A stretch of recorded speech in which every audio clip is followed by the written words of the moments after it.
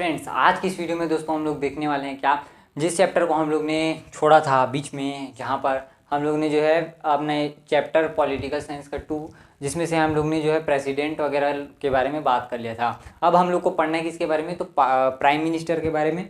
और सॉरी, हम लोग को पार्लियामेंट के पावर्स को देखना है, उसके बाद प्राइम मिनिस्टर को देखना है, उसके बाद फिर देखने prime minister, council of minister, एक ही में पढ़ना है। फिर इलेक्शन कमीशन देखना है और इलेक्शन कमीशन के बाद सॉरी सुप्रीम कोर्ट देखना है, फिर इलेक्शन कमीशन, फिर आपका ये चैप्टर समाप्त हो जाएगा। ठीक है ना।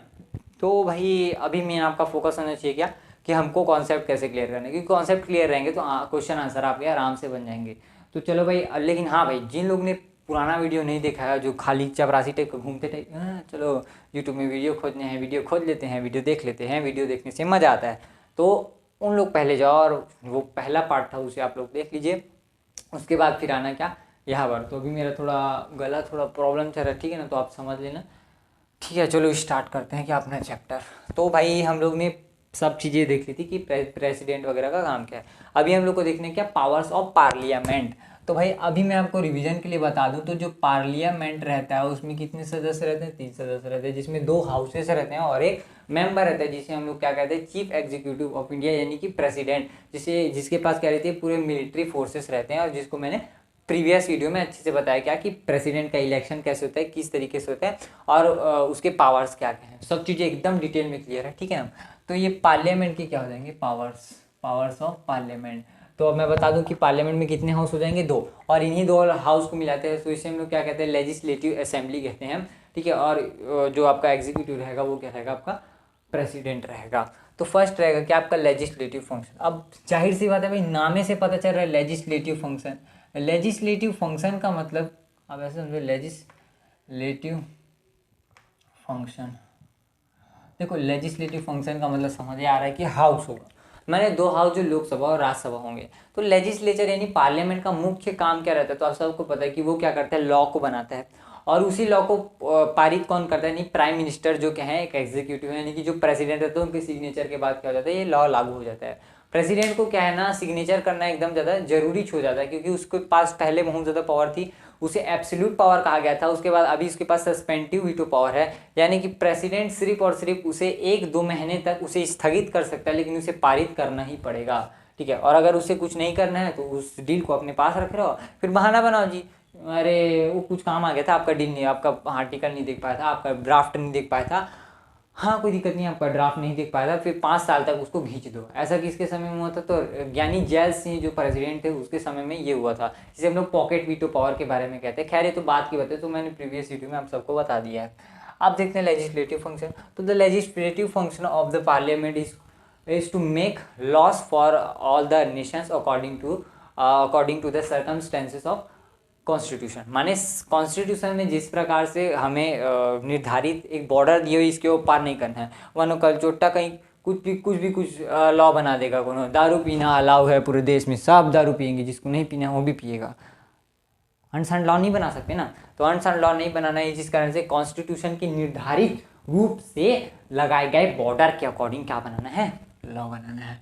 तो लेजिस्लेटिव फंक्शन में क्या है, टू मेकिंग लॉस। अब इसे आप बढ़ा चढ़ा के लिखो ना यार। पहले देखो, फर्स्ट पॉइंट में आपको आंसर लिखने की टेक्निक क्या होती है, कि पहला जो पॉइंट रहेगा उसे आप अट्रैक्टिव बनाओ, पहले पॉइंट को आप लिखो, उसमें डेफिनेशन वगैरह लिखो कि इसमें 2 हाउसेस आएंगे, लोकसभा और राज्यसभा, इनका काम क्या है, लॉ बनाना है, और उसे आप हाईलाइट कर दो। अब बाकी में आप लिखते रहो, कर काका कौन है, हमारे गाँव के घर काका ये सब हुआ, ये हुआ, नहीं होते हुआ, ऐसा लिखते हैं किसमें, एसएसटी में। तो छोटा लिखोगे तो नंबर नहीं मिलेगा। तो फर्स्ट है क्या, लेजिस्लेटिव फंक्शन। सेकेंड है कंट्रोलिंग एग्जीक्यूटिव, कंट्रोलिंग, स्पेलिंग देखना जी, हम स्पेलिंग थोड़ा गलत हो जाते हैं, ठीक है ना।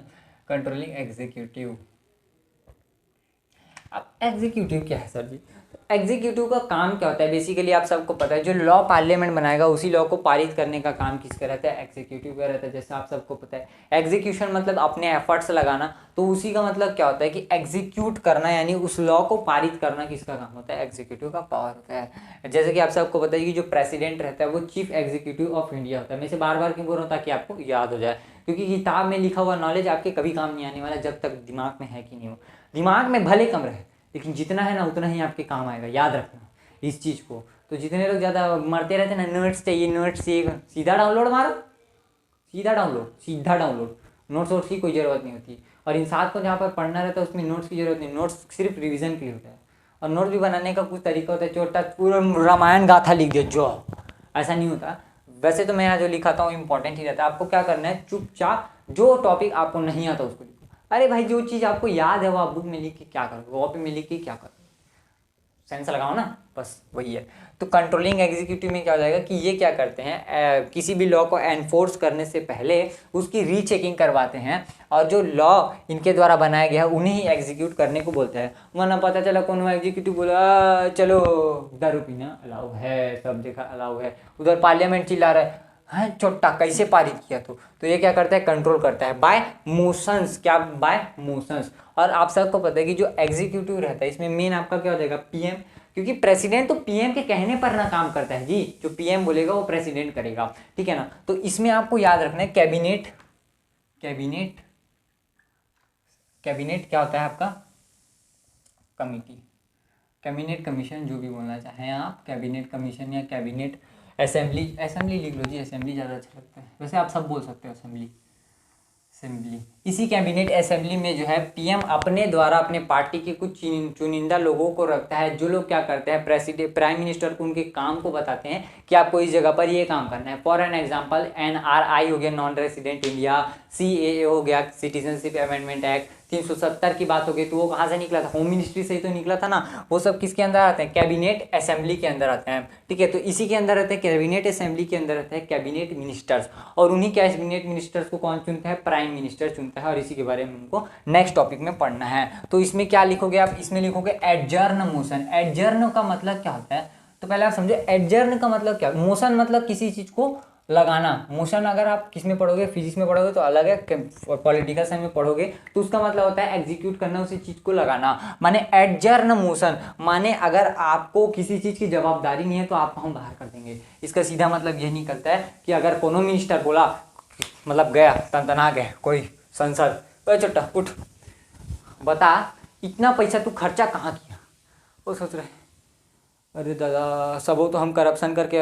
अपने भाई के लिए ताजमहल बना दिए, अपनी बीवी के लिए ताजमहल बना दिए, आप क्या करें, अब कुछ न बोल रहे, चोटा कहीं का अपनी बीवी के लिए ताजमहल, हट भाग यहाँ से, उसको खिदार देगा। और पूरे के पूरे कैबिनेट असेंबली को एक गाली खाया, जैसे आप पता है ना आर्मी में उन्होंने एक गलती किया सबको सौंटो, वैसे ही पूरे असेंबली में जो एक भी गलती किया उसका भुगताना सबको भुगतना पड़ता, पूरा असेंबली जो है रद्द। हट कौन चोटा चोटा को रखता है तू, प्रधानमंत्री जी फिर से सेलेक्ट कीजिए, हाँ साहब सेलेक्ट करते हैं, ऐसा चलता है क्या देश, ठीक है ना। तो ये एडजर्न मोशन वगैरह आप सबको लिखना है। मैं आप सब चीज़ों को बता रहा हूँ यार, टेंशन मत लो। इस सब का हम लोग जो है लाइव आकर, मैं आका दिन लाइव आऊँगा, मुझे भी टाइम नहीं मिल रहा है, तो मैं लाइव वगैरह आके आप सबको बता दूंगा कि किस टाइप से आंसर को लिखना है। ये हो गया क्या, उसके बाद लिखोगे क्या, फॉर्म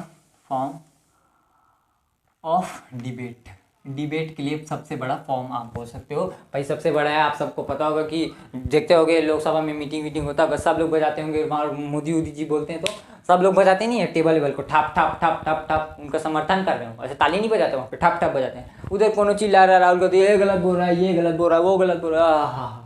और इस सबको लाइव दिखाया जाता है। इसी को क्या बोला जाता है, लोकतंत्र। माने हमारे लिए जो जो लॉ बन रहे हैं ना सर जी, वो पार्लियामेंट में जो मैन्युफैक्चर हो रहे हैं वो सब हमारे आंखों के सामने होगा, समझ रहे हो ना। इसी को क्या बोला जाता है, इसी को बोला जाता है डेमोक्रेसी, जहाँ पर सारी चीज़ें खुल्लम खुल्ला हो। ऐसा नहीं है भाई, खुल्लम खुल्ला का मतलब है कि सब चीज़ें हमारे सामने, हमारे विपरीत कोई कुछ काम कर दिए क्या, चोटा कहीं का, ऐसा नहीं हो सकता। तो फॉरम ऑफ डिबेट हो गया। फाइनेंशियल पावर जी, फाइनेंशियल पावर आप सबको पता है कि जो फाइनेंस मिनिस्टर रहते हैं उसको सेलेक्ट कौन करता है जी, प्रेसिडेंट सेलेक्ट करते हैं। और प्रेसिडेंट उन्हीं को सेलेक्ट करते हैं जिनको बहुत ज़्यादा महारत हो किसमें, इकोनॉमिक्स में। ये हमारे कॉन्स्टिट्यूशन के आर्टिकल 225 में लिखा हुआ है। किसमें लिखा है, सॉरी 325 में लिखा हुआ है। आर्टिकल 325 में क्या लिखा हुआ है, ये लिखा हुआ है कि जो फाइनेंस मिनिस्टर है उसमें जो इकोनॉमिस्ट रहेंगे वो बहुत ज़्यादा वेल डिफाइंड यानी वेल जो एजुकेटेड रहेंगे, उन्हीं को बनाया जाएगा। तो फाइनेंशियल पावर में आप ये लिख सकते हो भाई, जो इकोनॉमिक्स के जो बहुत ज़्यादा विख्यात रहता है उन्हीं को, इकोनॉमिक्स को क्या बनाया जाता है, आपका फाइनेंस मिनिस्टर बनाया जाता है। जो भी फाइनेंशियल बिल होगा वो हमेशा पारित होगा किसमें, हाँ ये चीज़ आप याद रखिए, बहुत नोट की पॉइंट लिखे भाई, नोट की पॉइंट, नोट का पॉइंट, नोट का पॉइंट लिखो जी। नोट का पॉइंट क्या है कि जब भी जो मनी रिलेटेड बिल, ठीक है, नेसेसरली, ठीक है, प्रेजेंटेड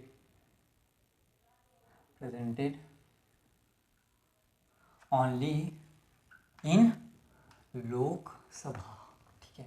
ये बहुत बड़ा नोट का पॉइंट है और ये हमारे आर्टिकल में भी लिखा हुआ है, हमारे संविधान के आर्टिकल 109 जो आपके 109 में इसका डेफिनेशन है, 110 में इसके बारे में बताया कि जो मनी रिलेटेड बिल क्या होता है। तो 109 में क्या बोला गया है कि जो भी मनी रिलेटेड बिल रहेंगे वो नेचुरली जो है मतलब एकदम ज़्यादा जरूरी है कि वो सिर्फ और सिर्फ लोकसभा में पास होंगे, उसके बाद फिर राज्यसभा में, क्योंकि आप सबको पता है लोकसभा नामे से समझ आ रहा है लोगों के द्वारा चुने गए। अब जिन लोग ने नया पहला वीडियो नहीं देखा, छपरी कबाड़ी लोग का कुछ नहीं सकता, पहला वीडियो देख के आप फिर अच्छे से समझ आएगा, सीरीज बाय सीरीज है, सीरीज बाय सीरीज समझ से चलो। तो ये आप सबको समझ आ गया कि मनी रिलेटेड बिल भी हमेशा कहाँ पास होगा, लोकसभा में पास होगा। यानी ये किसके लिए पावर दिए बने, ये आप एक पॉइंट बनाकर लिख सकते हो, बहुत इंपॉर्टेंट है, इसको हाईलाइट कर देना, सोच रहा 1 नंबर मारेगा। अगर पढ़ा लिखा टीचर हो ना, गारंटेड दे रहा हूँ आपका 1 नंबर तो काट के बताया SST में जो मैं बता रहा हूँ, अगर वैसे लिख दिए तो, ठीक है ना। तो ये क्या हो जाएगा आपका फाइनेंशियल पावर, मिटा दीजिए, मिटा दूँ, चलो मिटा देते हैं। तो ये फाइनेंशियल पावर हो गया आपका किसका, हाँ आपके लोकसभा और राज्यसभा का और प्रेसिडेंट का, ठीक है ना। तो legislative function, controlling executive power, forum of debate और फाइनेंशियल पावर, ये सब आपको पता चल गया। अब देखते हैं क्या इसके क्या बोल सकते हैं उसको, जुडिशियल पावर। अब आप सबको पता है कि जुडिशियल पावर हम इसलिए लिख रहे हैं क्योंकि आप सबको पता है कि जो जुडिशरी जो डिसीजन लेगा वो तो खैर सबको मानना पड़ेगा, लेकिन जो प्रेसिडेंट रहते हैं वो फांसी तक की सजा को उम्र कैद में बदल सकते हैं। तो ये आप पॉइंट लिख सकते हो कि जो प्रेसिडेंट है वो power to convert to pardon the, क्या बोल सकते, पार्डन मतलब माफ कर देना, to pardon the any punishment given by court. तो इसे आप जुडिशियल पावर में ऐड कर सकते हैं भाई, बिल्कुल ऐड कर सकते हैं, कोई दिक्कत वाली बात नहीं है। तीसरा हो जाएगा, छठवां क्या हो जाएगा आपका, इलेक्टोरल पावर। इलेक्टोरल पावर सबसे इंपॉर्टेंट हो जाएगा जी। आप खुद समझो कि जो प्रेसिडेंट हमको बनाया जा रहा है वो प्रेसिडेंट किसके द्वारा बनाया जा रहा है, लोकसभा और राज्यसभा। समझो ना भाई कितना बड़ा पावर है, प्रेसिडेंट को चुनना है, चनिया हलवा। तो प्रेसिडेंट को चुनने का पावर भी किसे है, लोकसभा और राज्यसभा को, यानी वो क्या हो गया कि इलेक्टोरल पावर भी उनके पास है। तो ये 6 पॉइंट्स आप लिख देंगे तो आपको फुल नंबर मिल जाएंगे। क्या मिल जाएगा, फुल नंबर मिल जाएगा। और अगर आपको एक आध पॉइंट और भी बनाने तो आप बना सकते हो, सोच के पार्लियामेंट कितना बड़ा है भाई। यहाँ पे लिख सकते हो क्या कि बिल हमेशा पास होता है, एवरी बिल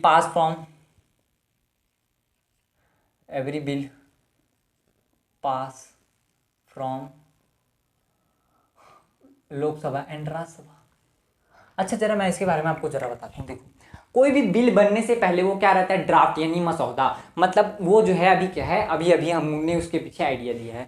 अब क्या होगा कि जो ड्राफ्ट रहेगा ना, ये ड्राफ्ट जाएगा लोकसभा में और राज्यसभा में। इन दोनों में क्या होगा, कोई बोलेगा कि ससुराल अच्छा नहीं है, कोई बोलेगा अच्छा होगा। अब जिसकी जो बहुमत रहेगी यानी 75% 2/3 से ये पास होगा, तब जाके इसे क्या बोला जाएगा, बिल बोला जाएगा। क्या बोला जाएगा, बिल। और यही जब इसमें प्रेसिडेंट का साइन हो जाता है तो इसे क्या बोले जाते हैं, आप सबको इसे बोला जाता है एक्ट। तो ये कुछ बेसिक डिफरेंस है भाई, समझ लो, तो ये आपके आगे काम आएंगे। और आप इसी जो है इस वाले पॉइंट पे अगर एक फ्लो चार्ट बनाते हो तो वो एकदम सोने पे सुहागा, सर जी कोई नहीं काट सकता आपका नंबर, ठीक है। इतना आपको समझ आ गया। तो भाई इतना था क्या पार्लियामेंट के बारे में, प्राइम मिनिस्टर यानी PM के बारे में। तो प्राइम मिनिस्टर भाई साहब बोलने के लिए तो प्रेसिडेंट है, लेकिन प्राइम मिनिस्टर हमारा हेड है, मिनिस्टर। देखिए कि मोदी जी सब काम मोदी जी करवाते हैं, मुर्मू मैम तो सिर्फ हमारे फर्स्ट पर्सन है नाम के। तो ये हो जाएगा प्राइम मिनिस्टर। देखो प्राइम मिनिस्टर को समझने से पहले आपको क्या पढ़ना पड़ेगा, काउंसिल मिनिस्टर्स।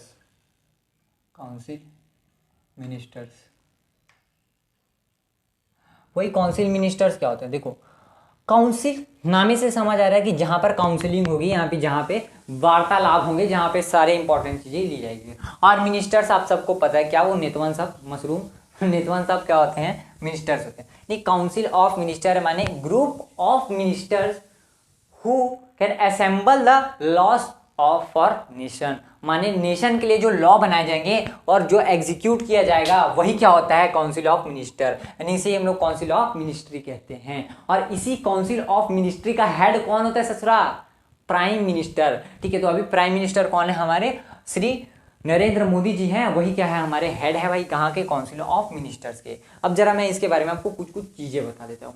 देखो काउंसिल ऑफ मिनिस्टर्स क्या होता है, तो वो हर वो व्यक्ति जो अपने अपने क्षेत्र में महारत लिए जाए। मान लो कोई IAS ऑफिसर है, कलेक्टर है, डिस्ट्रिक्ट मजिस्ट्रेट, जो एकदम पुराना हो चुका है, उसको भी 60 साल हो गया, एकदम 30 साल का उसको एक्सपीरियंस है। अब मान लो उसको रेलवे विभाग दिया गया, तो काउंसिल ऑफ मिनिस्टर में उन्हीं लोगों को, इन्हें एकदम ज़्यादा वेल एजुकेटेड लोगों को बिठाया जाता है, जिन लोग उन्हें जो क्या दे सके, सजेशन दे सके।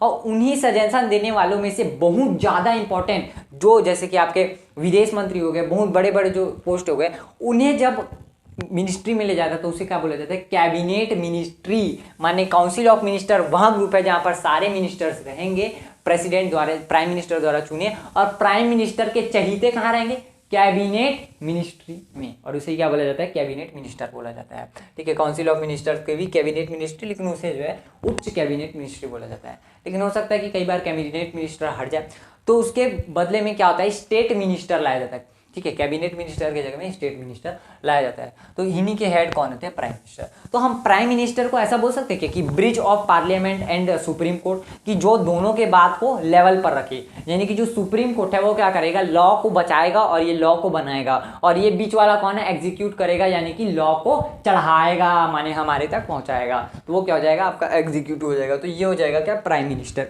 तो रिलेशन बिटवीन प्राइम मिनिस्टर और काउंसिल ऑफ मिनिस्टर बता सकते हैं। तो all ministers of cabinet are choiced या अपॉइंटेड बाय प्राइम मिनिस्टर। ये पहला पॉइंट हो जाएगा जी। दूसरा पॉइंट क्या लिखोगे कि प्राइम मिनिस्टर कैन रिमूव और install any new cabinet minister according to the laws. ठीक है, मतलब लॉ के अकॉर्डिंग वो क्या कर सकते हैं, किसी भी मिनिस्टर को अंदर ला सकते हैं, किसी मिनिस्टर को बाहर ले जा सकते हैं। ठीक है, और प्राइम मिनिस्टर क्या कर सकते हैं, तो भाई प्राइम मिनिस्टर क्या कर सकते हैं, उस काउंसिल ऑफ मिनिस्टर में जो बड़े बड़े पोस्ट हैं उन्हें अपने चहीते यानी कि विदेश मंत्री बना सकते हैं। जैसे अभी के जो विदेश मंत्री हैं उनको किसने चुना है, उसको प्राइम मिनिस्टर ने चुना है ना। पहले वो क्या थे, फॉरेन मिनिस्टर थे, जापान में, अभी उन्होंने शादी भी कर लिया, तो जापान में थे वो, उन्हें क्या बुला लिया गया, विदेश मंत्री। ठीक है, जयशंकर प्रसाद जी ने उनको बुला लिया। तो इस प्रकार से होता है कि यहाँ पर काम, और प्राइम मिनिस्टर का काम आप भी इतना समझो कि प्राइम मिनिस्टर बीच की कड़ी है, कहने के लिए जितने भी काम प्रेसिडेंट करेगा वो सब प्रेसिडेंट ही कर रहा है, लेकिन वो सिर्फ कहने के लिए है। किसके लिए, कहने के लिए। बाकी वो जो प्रेसिडेंट है वो अकॉर्डिंग टू किसके काम करते हैं, प्राइम मिनिस्टर के। हमारे कॉन्स्टिट्यूशन में ऐसा लिखा है कि अगर प्रेसिडेंट प्राइम मिनिस्टर के कंसल्टेशन के बगैर कोई भी काम करते हैं तो वो क्या हो जाएगा, अनकॉन्स्टिट्यूशन यानी अनडेमोक्रेटिक चीज हो जाएगी। माने प्रेसिडेंट को हमेशा प्राइम मिनिस्टर की कंसल्टेशन के साथ काम करना पड़ता है। आई होप करता हूँ आपको इतना तो समझ आया होगा। तो ये हो गया क्या, आपका प्राइम मिनिस्टर। इसमें कुछ ज़्यादा नहीं है, आपको इससे क्वेश्चन भी नहीं पूछेगा, रिलेशन बनाने पड़ेगा। लेकिन मेरे हिसाब से तो इस साल जो अगर टॉपिक आ सकता है तो पार्लियामेंट से क्वेश्चन आ सकते हैं। आपका इलेक्शन कमीशन से तो पक्का आएगा इस बार क्वेश्चन, लिख के ले लो, मेरी गारंटी। इलेक्शन कमीशन से आ सकता है क्वेश्चन और सुप्रीम कोर्ट से आ सकता है क्वेश्चन। तो जरा समझते हैं।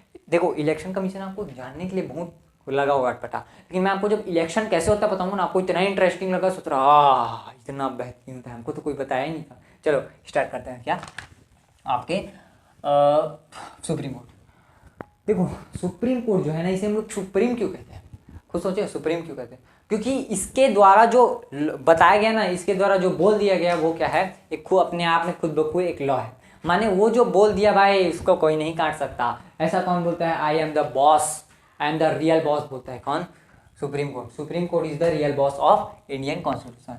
तो जरा इसके ब्रांचेस समझ लेते हैं, इसमें भी क्या है, डिसेंट्रलाइजेशन है। अब जरा आप समझोगे, अभी इतना बड़ा चैप्टर है, आपको पढ़ने में मजा आ रहा होगा, हमें आई होप करता हूँ। तो उसमें जो है आप कुछ सोचो यार कि डिसेंट्रलाइजेशन हर जगह जरूरी क्यों है, डिसेंट्रलाइजेशन हर जगह जरूरी क्यों है। खुद दिमाग लगा के देखो रे घोंचुओं कि जहां जहां डिसेंट्रलाइजेशन होगा वहां काम उतने अच्छे से होगा। क्यों होगा, क्योंकि एक आदमी अगर सारे काम को देखे और उसी काम को 5 लोग देखे तो हर एक काम परफेक्टली किसमें होगा, जिसको 5 लोग देख रहे हैं। माने हर वो आदमी जिसको एक कैपेबिलिटी है उस चीज को सॉल्व करने की, तो वो अगर धीरे धीरे वो जब ज्यादा लोग सॉल्व करेंगे तो क्या होगा, अच्छा नतीजा आएगा। वैसे ही जैसे आप देखो जो अमेरिका है भाई, अमेरिका में क्या है, वहां पर प्रेसिडेंट को सारे पावर है, वहां पर सिर्फ एक ही सदन रहती है, वहां पर पार्लियामेंट की कोई काम नहीं है, बस वहां पे सब है प्रेसिडेंट की। ब्रिटेन में देखो, ब्रिटेन में रानी को बस प्रेसिडेंट की जगह में रखा गया है, बाकी पार्लियामेंट को सारे पावर। इंडिया ने सोचा ना हमारे पास कोनो पावर ना हो तो सबका मिला दो, मिजरा कर दो, और मिजरा करके यहाँ पर क्या बना दिया कि खिचड़ी बोले तो खिचड़ी, हमारा संविधान क्या है? खिचड़ी, सबसे बेस्ट खिचड़ी, जो सबसे टेस्टी रहता है, सबसे बेहतरीन रहता है। और जो चोट्टा बोलता है ना, हम लोग ने चुराया चोट्टा, हमने चुराया ने दिमाग लगाया है। बाबू, नकल के लिए भी अकल की ज़रूरत होती है। हमने हर वो ज़रूरत चीज़ें ली हैं अपने कॉन्स्टिट्यूशन में, जो विदेश में थे और कुछ कुछ गलतियाँ थी, उनको हम लोग ने सुधार कर मैन्युफैक्चर करके ला दिया। अम्बेडकर साहब का है भाई, अम्बेडकर का है, ऐसा तो नहीं है कि फालतू में बना होगा अम्बेडकर। मुझे तो लगता है कई बार भगवान ने उन्हें ना कुछ देके भेजा था यार, माँ कसम। जिस कॉन्स्टिट्यूशन को आज हम पढ़ नहीं पा रहे हैं, उसको उसने लिखा है रे उस समय बैठ के। बोलता है जरा अम्बेडकर खराब है। ऐसे चौड़ा लोग को कभी मत पढ़ना ही लोग के, जो महात्मा गांधी और अम्बेडकर को खराब बोलता है। तू जानता क्या है अम्बेडकर के बारे में, महात्मा गांधी के बारे में? बात करते हो सर जी बड़ी बड़ी, ठीक है ना। तो चलो अब देखते हैं क्या सुप्रीम कोर्ट के ब्रांचेस, ठीक है। सुप्रीम नहीं दिखता होगा आपको, मैं ज़रा रेड कलर से लिखूँ ना। सुप्रीम कोर्ट, ठीक है, सुप्रीम कोर्ट। अब इस सुप्रीम कोर्ट के नीचे कौन आता है? High court. इसके नीचे कौन आता है? Civil district court. इसके नीचे आता है सिविल कोर्ट। देखो जितने ब्रांचेस हैं, मानो कोनो खचरा ही काम कर दिया तो देखो ये जो सिविल कोर्ट है ना, ये सिविल कोर्ट दो भाग में होता है। पहला होता है क्या? सेशन कोर्ट, ठीक है, और एक होता है सिविल। देखो जो सिविल होता है ना, देखो सेशन कोर्ट में सारे बड़े कांड आएंगे। मान लो देखो जिसमें फौजदारी मुकदमा आएगा, मारपीट का, कोनो पथरा फेंक के उसका कपार फोड़ दिया, सर जी हमको रापा में मारा है, कोनो कुदारी में मारा है, गांव में ये सब होता है। कोनो बल्ली खन के मार दिया है, बल्ली समझते हो ना, खेत में मेड़ में जो लगा रहता है, उस बल्ली खन के मार दिया, सर जी इतना जोर से मारा आपको, ये चोटा मारा, इसको सजा दो, एकदम सजा दो, ऐसा बोलते हैं। तो वो सब जो कांड है वो किस में जाएंगे? सेशन कोर्ट में। एक होता है सिविल कोर्ट। सिविल कोर्ट में हर वो मामला चोरा चोरी वाला काम किस में जाता है? इसमें। तो इसमें क्या लगो? मारधार लिख दो, मारधार। इसमें लिखो चोरी ऊपर से सीना चोरी। इसमें धन वगैरह, मानो कोनो चोरा है, यही टोटा है, इसके ऊपर हम शक है, यही नौकरानी है, यही हमारे घर में थी, हम लोग घूमने गए थे और उसके बाद ये जो है हमारे लॉकर से सोना वोना निकाली होगी। अरे चोरा तो तुमको इतना ही है तो उसको छोड़ के क्यों गए थे घर को? बड़ा माथा पच्ची वाला काम है। बेचारा है जज एकदम कचवाए लेता है, कौन चोट्टा आगे रे फेर करके एकदम वो लोग का दिमाग खराब हो जाता है। पुलिस लोग और जज लोग का दिमाग क्या ही बोलूँ भाई, इतना दिमाग खराब। हमेशा देखना पुलिस लोग के पास बाहर वही लोग जाता है जो एकदम ज़्यादा बैल टाइप करते हैं, इसलिए आप अच्छे आदमी को भी ना वो गलत तरीके से ट्रीट कर देते हैं। तो ये सिविल कोर्ट। अब इससे ये जो मामला नहीं चला, बोला कौन सी करता है रे, चोरी इसी ने किया है, हम नहीं मानते तुम्हारी डिसीजन, चलो डिस्ट्रिक्ट कोर्ट। अब ये लोग चलेगा कहाँ? डिस्ट्रिक्ट कोर्ट में। दुहाई हो साहब, दुहाई हो, हमारे साथ अन्याय हुआ है यहाँ पर। सिविल कोर्ट में क्या हो गया? सिविल कोर्ट में यहाँ पर हमारे साथ अन्याय हुआ है, अब चलो डिस्ट्रिक्ट कोर्ट में चलो। अब डिस्ट्रिक्ट कोर्टों में नहीं मिला, चलो डिस्ट्रिक्ट कोर्ट में नहीं, सुप्रीम हाई कोर्ट चले जाते हैं। बिलासपुर चलो, छत्तीसगढ़ में बिलासपुर हाई कोर्ट, बिलासपुर में भी कुछ नहीं, सुप्रीम कोर्ट। हाँ लेकिन आप सुप्रीम कोर्ट नहीं बोल दिया तो नहीं, चोटा तुम ही गलत है। माने सुप्रीम कोर्ट नहीं बोल दिया तो सुप्रीम ही सुप्रीम। सबका बाप कौन है? Supreme court. भारत का बाप कौन है? Supreme court. या किसी की औकात नहीं चलती। अरे डीएमएसपी को इसी झाड़ देता है सुप्रीम कोर्ट का जज। सुप्रीम कोर्ट का जज को नानमून चीज समझ के रखे क्या? जब बोलेगा ना इस तरह तुम्हारा डांस कर लोगे। वहाँ पे अच्छे आदमी की एकड़ी निकल जाते। वहाँ पे जो देखना आप लोग, जितने जो विधायक लोग रहेंगे, जितने जो बड़े बड़े मंत्री लोग रहेंगे, वो हमेशा उनकी फट्टी कहाँ पे पता है? फटेंगे वहाँ पे जहाँ पे वो लोग जाएंगे, कहाँ पे? कोर्ट में जाएंगे। भाई कोर्ट में जाने के पास मंत्री जी खड़ो साइड में है इधर, ऐसा होता है ना सुन तो किसी को नहीं सुन तो हम ही हैं पावरफुल। भाई सही भी बात है, उनको लॉ मिला है, उनको पावर मिला है, वहाँ पे सब बराबर हैं। एक खेत में काम करने वाला पीजेंट नौकर भी वहाँ पर है और मिनिस्टर भी वहाँ पर, सब बरोबर है मेरे लिए, न्याय के सामने सब बरोबर। ये तो खूबसूरती है यार भारत की डेमोक्रेसी की। अरे शुक्र मनाओ रे तुम भारत में पैदा हो गए। भगवान तुम लोग को गलती से पाकिस्तान की तरफ ढकेल देते तब क्या करते? देखो इतनी अच्छी भूमि मिली है यार, इसको व्यर्थ में मत करो, एकदम मस्त है, देश के लिए काम करो, मजा आएगा एकदम। ठीक है, तो ये हो जाएगा क्या? सुप्रीम कोर्ट और इसके सब के बारे में। अब देखो यार, मैं आपको बेसिकली इसमें क्रक्स मटेरियल ही दे रहा हूँ, जो चीज़ मुझे लगता है कि आपके कॉन्सेप्ट को बिल्टअप करने के लिए अच्छी चीज़ है।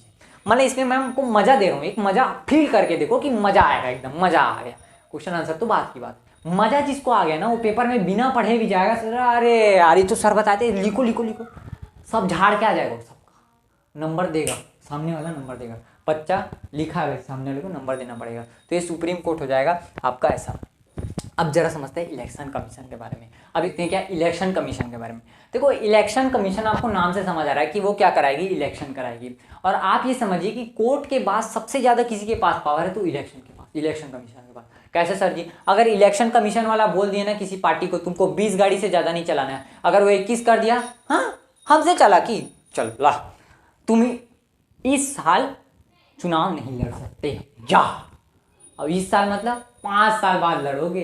5 साल बाद तो आदमी बुढ़ा जाता है जी, आप सबको बताया था ना, लोकसभा राज्यसभा में बुढ़ा जाता है, ठीक है ना। तो 5 साल बाद तो सोचो इनका कितना बड़ा दबाव है। तो बेचारा जो 20 बोला उसको 19 से चलाता है गाड़ी को, इतना पावर रहता है इलेक्शन कमीशन के बारे में। अब जरा देखते हैं क्या इलेक्शन प्रोसेस किस तरीके से होता है। ये आपको कहीं बुक वगैरह में नहीं मिलेगा, मैं जस्ट बेसिक नॉलेज दे रहा हूँ जो आपको कोई नहीं दे सकता, मेरी गारंटी है। लिख के ले लो रे, जाओ लिखवा दूँ क्या कहीं पे, लिखो लिख के ले लो, ये ऐसा कोई नहीं बता सकता, मेरी गारंटी। पूरी यूट्यूब में जाकर छान मारो।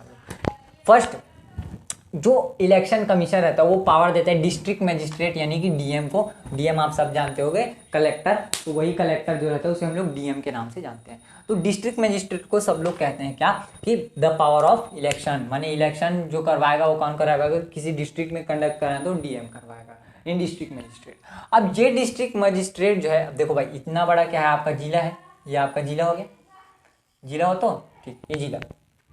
मुझे बताओ क्या ये डीएम इतने बड़े जिले को संभाल सकता है? जैसा हमने देखा क्या कि प्राइम मिनिस्टर उतने बड़े भारत को संभाल सकता है? नहीं संभाल सकता। उसी तरीके से ये एक डीएम इतने सारे इलेक्शन को कैसे कंडक्ट करवाएगा? बड़ा नाम है। तो डीएम ने क्या किया, अपने लिए, अपने सहूलियत के लिए क्या, रिटर्निंग ऑफिसर को कंडक्ट करवाया। किसको? Returning officer. इसका काम क्या रहेगा, ये काम क्या करेगा कि इसी डिस्ट्रिक्ट में बहुत सारे रिटर्निंग ऑफिसर्स रहेंगे। ऐसा ऐसा मैं डिस्ट्रिक्ट को काट देता हूँ, ये हो जाएगा क्या आपका डिस्ट्रिक्ट बट गया, ठीक है, ये आपका डिस्ट्रिक्ट बट गया। अब हर एक ब्लॉक में हर एक आरओ रहेगा, आरओ आरओ आरओ आरओ, हर एक ब्लॉक में रिटर्निंग ऑफिसर रहेगा। इन सब का काम क्या है, इसको इलेक्शन को ढंग से करवाना है, ठीक है। मान लो ये कोनो गाँव है, कोनो गाँव है। अब ये जो रिटर्निंग ऑफिसर रहेगा, खुद सोचो भाई इतना ही बड़ा क्यों ना हो, डिस्ट्रिक्ट में, गांव में, डिस्ट्रिक्ट में अगर हम तहसील की भी बात करें तो तहसील भी बहुत बड़ा होता है। तो ये अपने सहूलियत के लिए क्या करता है, प्रिसाइडिंग ऑफिसर को लाता है। किसको लाता है? Presiding officer. जो प्रिसाइडिंग ऑफिसर हर गांव में इलेक्शन करवाने की ठेका लेता है। माने ये एक तहसील में, देखो ये जिला में, ये तहसील में, उसके बाद तहसील के बाद क्या आता है सर जी? विलेज, डिस्ट्रिक्ट, तहसील, विलेज, खत्म। तो विलेज के लिए क्या किया इसने? Presiding officer. इसने प्रिसाइडिंग ऑफिसर चुना सर जी, प्रिसाइडिंग ऑफिसर, जिसे हम लोग बोले पीओ। तो ये पीओ क्या करेगा, एक डिस्ट्रिक्ट में जितने भी पीओ रहेंगे ये पीओ, ठीक है, पीओ। अब इतना मैं सब में तो नहीं लिखते रहूँगा, समझो कि इस तहसील को मैंने बांट दिया इतने 3 भाग में, तो 3 ही पीओ निकले। अब ये प्रिसाइडिंग ऑफिसर्स क्या करेंगे, बाहर पर खड़े रहेंगे, अब सब करेंगे। इन्हीं ने क्या सेलेक्ट किया, पोलिंग ऑफिसर्स। क्या सेलेक्ट करवा दिया सर जी? Polling officers. इन पोलिंग ऑफिसर्स में 2 रहेंगे, क्या 3 रहेंगे, 1 2 3। पहला वाला क्या करेगा, आइडेंटिफिकेशन कार्ड, हाँ इसका आधार कार्ड मैच कर, देखो यही सोच रहे, चोटा, हाँ ये चोटा है, ठीक है। उसको भेजेगा आगे, वो रजिस्टर में साइन करेगा, दूसरा वाला साइन करवाएगा, तीसरा वाला उसके में इंक डालेगा, मतलब दूसरा वाला उसमें इंक डालेगा, हाँ देखेगा, हाँ ठीक है, इंक डाला, इंक उसके हाथ में डाली, ठीक है। और इंक डालने के बाद तीसरा वाला जो रहेगा वो जाएगा उसके साथ, और बाहर से क्या करेगा, पहले मशीन ऑन नहीं रहती है, वो लोग जाते हैं उसके बाद मशीन ऑन होता है। तो वो जब अंदर चले जाता है फिर उसके बाद उसे वो मशीन को ऑन कर देते हैं, ऑन करने के बाद वो अपना वोट दे देते हैं और वो जो है बाहर आ जाता है। तो इस तरीके से क्या होता है, आपका पोलिंग, पूरा आपका इलेक्शन जो है इस तरीके से होता है। और अगर आपको इलेक्शन कमीशन के बारे में लिखने के लिए आया तो मेरी गारंटी आप पूरा वोटिंग प्रोसेस छाप के आ जाना, क्योंकि जितने भी वोटिंग प्रोसेस होंगे इसी तरीके से होंगे। बट अगर आप, मैं जैसे बता रहा हूँ, अगर आप वैसा लिखते हो तो आपको ज़्यादा नंबर मिलेंगे। कैसे?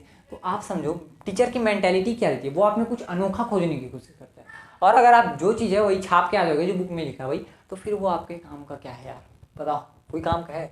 तो आप सब लिखना कि district magistrate is the supreme, have the supreme power to conduct election after the election commission. Then district magistrate by consultation of the election commission for the priority of this election ballot returning officers he select. उसके बाद presiding officer लिख देना, फिर polling officer, और फिर ये जो ballot रहेगा और ये जो कुछ भी चीज़ रहेगा ना, इलेक्शन ईवीएम, तो ये सबको जो डीएम रहता है वो अपने पास रखता है और वहाँ पर पूरा सिक्योरिटी रहता है। और सीधा उसे काउंटिंग के दिन पर देते हैं। तो ये होता है कि आप पूरा आपका इलेक्शन प्रोसेस।